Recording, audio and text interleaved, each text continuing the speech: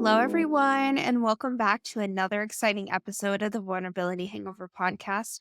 I'm your host, Nikki, and today's conversation promises to be nothing short of captivating. Joining us today is the incredible Katana Jade. We're about to dive deep into relationships and self-discovery. Get ready for an episode that will challenge stereotypes, explore polyamory, and uncover the intriguing intersections of Katana's unique journey. I also was a little too excited to jump into this episode that I forgot to ask our guest for their affirmation. But overall, the vibe of this episode is it starts with you. Everything is within you. So let's jump into it. Today, I have a very special guest with me. I have Katana Jade. Welcome on. Hi, guys. Thank you, Nikki. Yeah, of course. So today's topic is going to be exploring polyamory and what it is like being someone who is polyamorous. Katana, feel free to give us a little introduction about yourself. My name is Katana Jade, and I have been a dancer for 10 years. I started dancing in Portland, and that's kind of where I discovered polyamory as well. I've been practicing polyamory since 2016. So I've got a few years on me with that. Right now, I currently actually only have one partner. So yeah.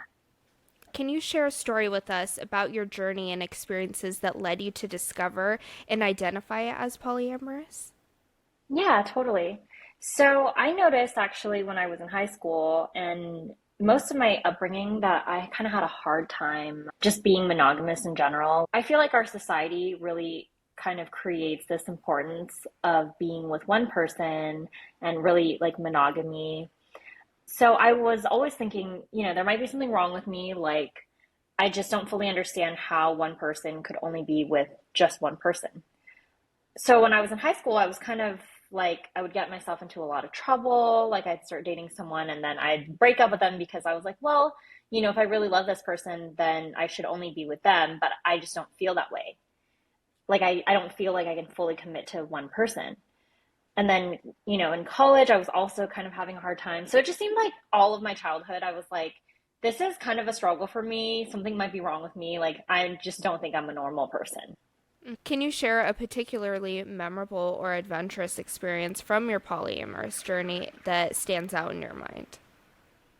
I think maybe one of the most fun experiences that I had was I met someone else who was polyamorous, and I was really interested in becoming a partner with them.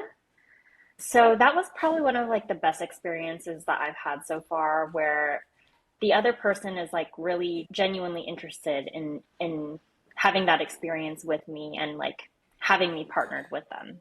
Have you encountered any unique or unexpected reactions from friends or family or society regarding your lifestyle, and how do you handle those situations? I feel like in general, it seems like a lot of people are curious about polyamory, at least as far as how I've been open with it. People a lot of the times will come to me online and they'll share personal experiences with me. So I haven't had a lot of reactions in general, to be honest. Like the only times I mostly get reactions is when I'm deciding, okay, I want to find a new partner. And I'm like online, I'm swiping, and people are just either really surprised, they either haven't heard of it, or they are interested and want to learn more about it. Thankfully, it's all been very positive. Yeah. I feel like more and more people are becoming not just open to polyamory, but actually realizing I'm able to love more than one person. I'm capable of loving more than one person. I know that love is different from your parents and your friends, but it's really not. Like, you can love multiple people at once, in my opinion. I think that society just kind of forces this, like, oh, you have to be one way. But luckily, Portland's pretty open-minded. Do you have a moment where you faced challenges in balancing your relationships, and how did you navigate through it? I feel like, yes, there can be challenges with it. And in my experience, it's mostly just a lot of communication is how you work through it. So I feel like when you're a polyamorous person, you tend to, maybe not all of us, but for me, I tend to like to do a lot of things all the time in general. For example, like even when I work a job, I don't usually just work one job. I usually have like two or three different gigs that I do. It's like I just love multitasking. I just love to do multiple things. I just love to see multiple people. So the challenges that come with that mostly is from people not being able to communicate well about what their needs are. And sometimes it can feel like either you're on the back burner or your partner feels like they're on the back burner because, you know, there is a miscommunication where those people in that partnership are not able to say, like, this is what I need, this is what my expectations are. And so to work through that, you really, as a polyamorous person, or just as anyone in a relationship, you have to be very upfront and vulnerable about what you need. Mm-hmm. Like, I went on a date with somebody that was very open, and they asked me this question. They said, how much time do you need from me if we decide to be in this partnership? And I just thought, wow, that's like a question that you can say to anyone. You don't have to be polyamorous to use that question, but to be so forward with it, I really appreciate that. And I feel like most people who are actually practicing polyamory know how to communicate and say those things or ask those questions. Yeah, for sure. That I love that. I agree with you. Everyone should be asking that kind of question because whether people want to believe it or not, relationships are work. Like hard work. So in the realm of sexuality, are there any specific practices, rituals, or discoveries that you have practiced in your connection with your desires and your pleasure? I think that pertaining to being polyamorous and pertaining to being a dancer or a sex worker, one of the best practices is to have check-ins frequently or regularly with yourself and then with your partners. And those check-ins can be really anything, but like checking in with yourself can be as easily as like journaling or just like having a moment with yourself, even if that's like having solo masturbation time with yourself and like really understanding yourself and then really doing that with your partners. So what I mean is like something that I like to do whenever I have a new partner is I'll like to write out my instruction manual because sometimes that can change. So having your own instruction manual is important because that means like you know fully like what makes you feel loved, what makes you feel pleasure, what are the things that you like. If you write those things out and you share that with somebody, it's hard for them to mess that up because it's like, okay, here it is, it's in writing. So I think that that's like a really good practice. Yeah, I've never heard of that. That's a really good idea. I think everyone should use that as well. Do you have any memorable or valuable lessons that you learned through your experience as a polyamorous individual and how they've shaped your perspective on love and relationships? I think in general, the most memorable experiences, like I've said, is like when I've had other polyamorous partners who really understand it, like the idea of polyamory, or they're just like gung ho about it and they're like listening to polyamory podcasts all the time. They're always reading the new books. And just being able to really have love for someone and accept and be happy that they are being loved by someone else. And I think that that is like really one of the most golden experiences that I've ever had, because to feel that is to feel like unconditionally loved. And that's like the love that you get from your parents. That's like love that you get from family members. But it's really, I don't think common in a lot of relationships. I'm not talking about polyamorous relationships, but like in general, it feels uncommon sometimes when somebody expects something of you. And if you're not able to do that, or if you're, yourself, you can just be left. Like someone would just leave you because you didn't get this job, or you don't have this status or financial means, or things like that. It's just like anything. But in general, that is one of the best things about polyamory, I feel like, is because if you don't believe that one person can fill all your cups, and you believe that these other people come into your life, they can fill your cups, you don't have all of those expectations on one person. And in fact, you let go of expectations altogether, which I think is the best thing you can do for relationships. Like in general, I'm talking about with monogamous, polyamorous, but when you fully love and accept someone for who they are, that is how a relationship can grow to be something very beautiful and something very unique. That was beautiful. I wanted to touch on the relationship aspect. Have you ever been with a partner that has said, "Oh, I'm open to being polyamorous," and then quickly were like, "This isn't for me"? How did you navigate that? Yeah, so this is actually a very common one that can happen. I think that's common for a lot of people in polyamory for the first time. Mhm. And actually, my relationship that landed me here in LA is that situation as well. I think that I mean, I'm not fully sure because I'm not this person and I'm not a person that has done this before, but I'm very forward with who I am. And I've, yeah, ended up in situations where people like want to try it out or they like just want to say anything or do anything to like try me out. I don't know if that's the case, but it could be. And that's the way that I perceive it. And so it has definitely gone so far where it's like, for me, I was living in Portland for 10 years and having a great time. You know, financially, things were very good, very normal. I was meeting a lot of other very open people. But I ended up in LA because the person that I was last dating, they were just like, I really want you to come to LA. I really want you to do this and that and be with me and pursue your career goals here. And I'll take care of you. And this is all going to work out. And so I got all my things, moved across state lines. And then suddenly they were like, I can't accept you being open. I can't accept how long it's taking you to transition out of your last career into this new one. And I just don't accept you. And so I was like feeling completely abandoned.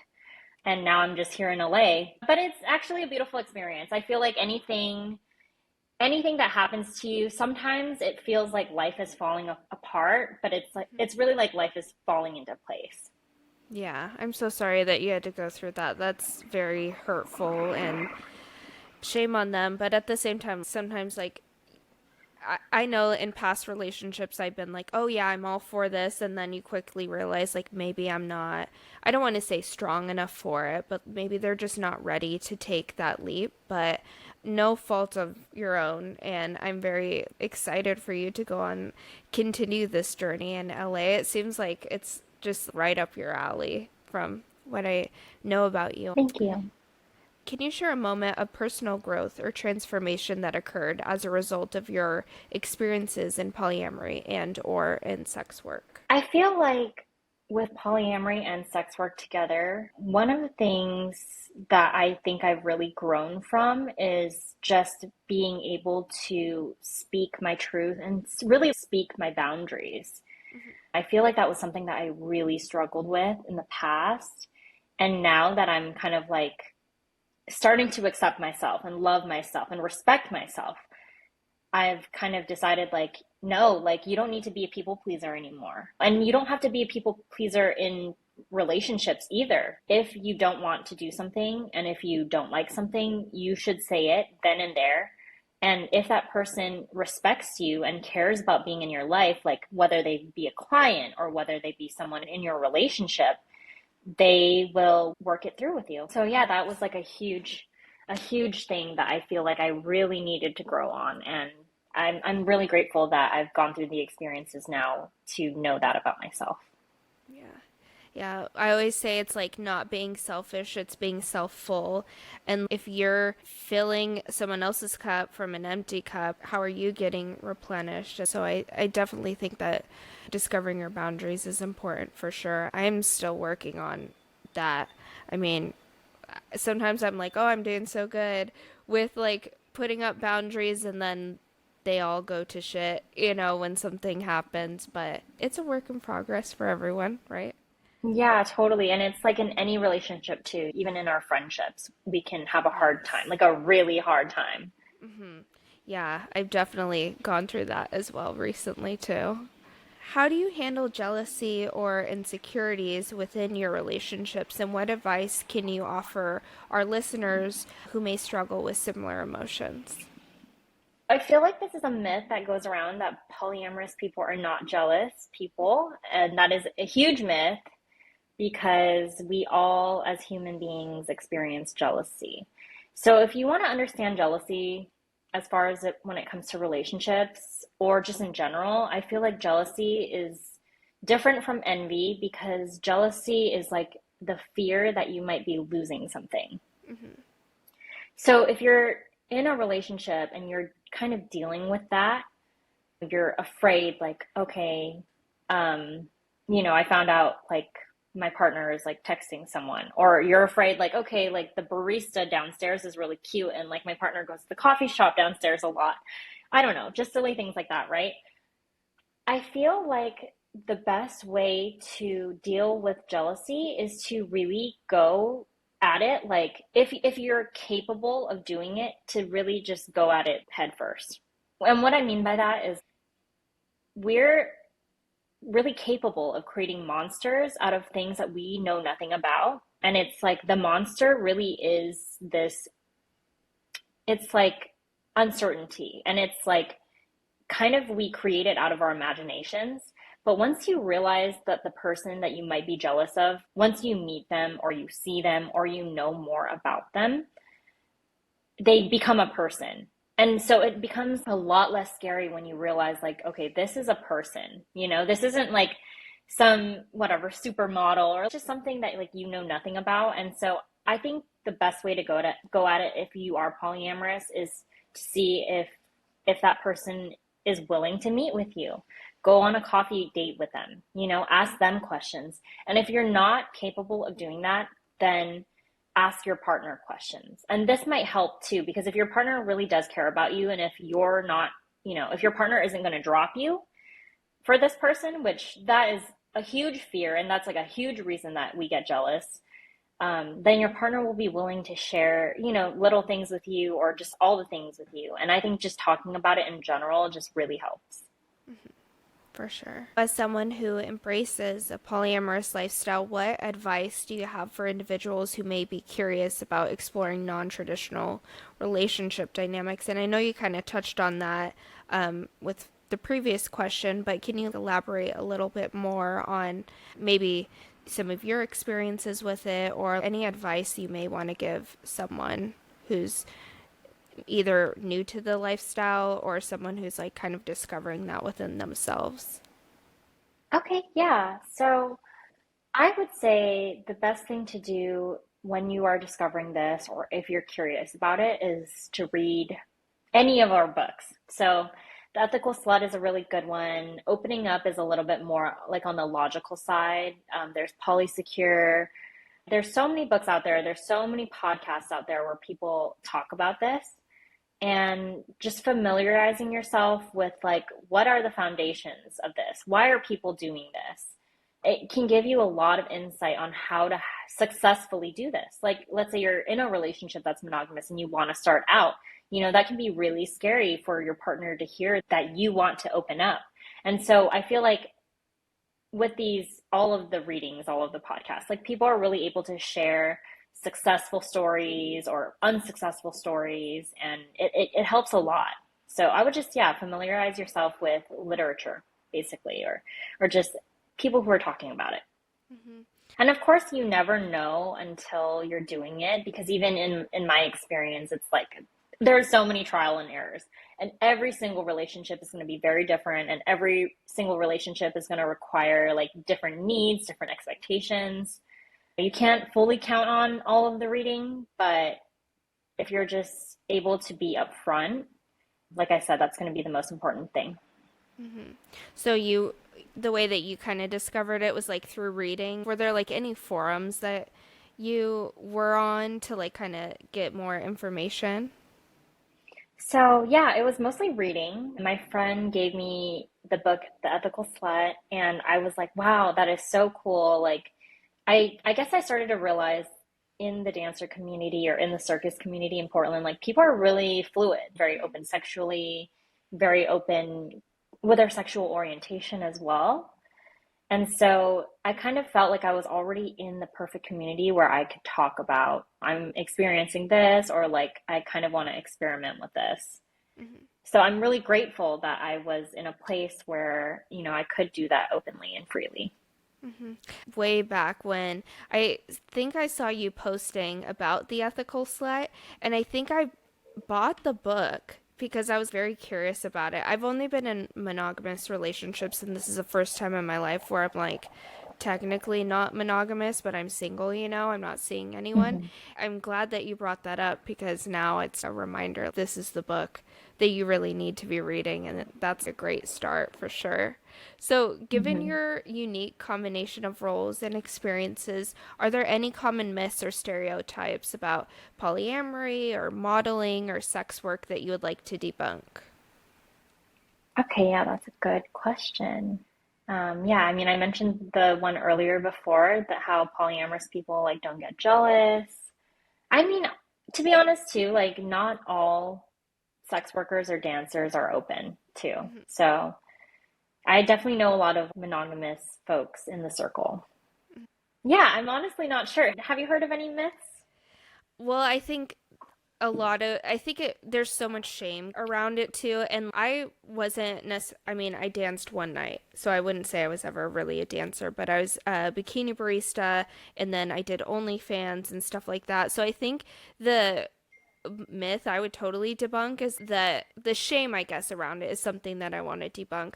A lot of people are in sex work that no one knows about. And a lot of people, the reason why we go into it is because we're seeking some form of stability. And yes, being in that industry, you can make quick and fast money, but sometimes people go into it and they don't realize the repercussions of it. And I know from my experience, I was super young when I went into the industry, and looking back on it, I didn't have the mental capacity to be doing that kind of work. Now I don't care because I know who I am and I'm secure in myself, but there's just a lot of shame around it, and I would love to debunk the theory that that's not real work or they're not worthy of this or that. At the same time, I think that the shame around it, if we dug in deeper, why do we feel shameful about that? Like, why are we so conservative, I guess, about our sex life? Like, why are we so suppressed? That's more of the issue rather than is this even like a job, or is this even something that you could do full time? Right. I feel like, yeah, thank you for sharing that actually, because I feel like a lot of the things that I don't agree with is like people who, on one end, really think that like sex work is not feminism or a feminist wouldn't be a sex worker. And I completely disagree with that. I completely disagree with that. And to share my story about it, I came from a really sheltered and conservative background. Like my family is from China. So there's a lot of just, it's like a male dominated type of society there.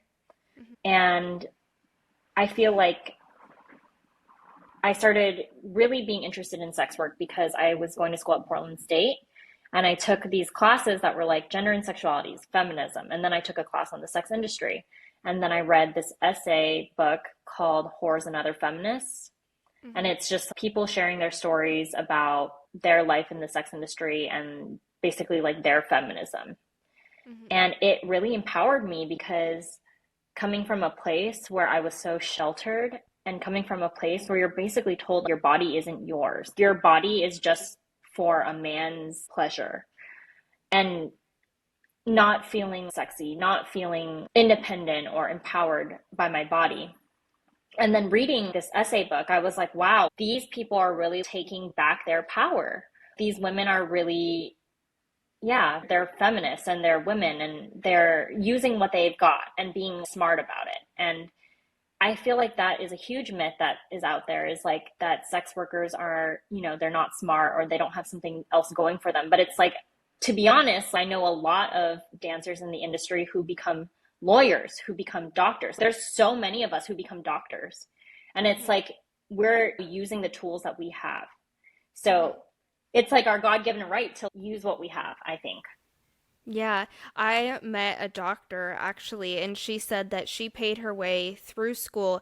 And like for someone to get a doctorate, I've seen the debt that some of these people hold, and it's really sad. But if you're able to feel secure enough to want to, it's, how do I say this in a way where it's not like you're using your body, but you're in a way like kind of using your body in in I think it's empowering as well. You're using it as a tool to get you to your next level. So for me, it was like paying off my car, paying my way into real estate school. Now, it wasn't a lot, but I never had the opportunity to really save a lot of money. So that's why I got into sex work, was to support a lifestyle that I'm trying to have, you know? It's hard to get out of, I will say that. Like, I still do OnlyFans, like I've mentioned, and I went back to being a bikini barista, but it's always there for you. That's the thing. You can go and get your bag, and there's so many different ways to do it too. Yeah, thank you for sharing that as well. Just, it is really hard to get out of. And I totally get it because I think I've been saying since 2020 that I'm like, okay, I'm trying to hang up my heels. I'm getting there though. I really am getting there. So, Yeah. but I don't feel shame about it at all, you know? It's like I feel like I have so many good experiences. I have bad experiences, but in general, it's like made me a really strong person. I've also noticed that a lot of women in the industry who grew up in such a sheltered household are a lot of the times the ones that break into the sex industry too. And I just want to create a space where we can openly talk about it, because it can be kind of unsafe because we don't know a lot about it, right? But I want to create a space where women can come and openly talk and educate other women who maybe are interested in the industry or just want to know more about it, because sex is it feels so shameful, but it shouldn't be. You know what I mean? We are sexual beings at the end of the day. Yeah, I agree with that. And I think that would be really powerful to do. It's just good to have a community. For sure. How did you step into feeling empowered doing sex work, or feeling empowered being polyamorous? I think honestly, it came very natural for me as I was progressing as a dancer. And so I feel everyone can kind of take their own way or have their own story with it. But for me, when I realized all of us women here are so beautiful at the club, like all of us women doing this thing together and having this sisterhood, it's so powerful. And sometimes people look at it in a different way where instead they'll compare themselves to other people.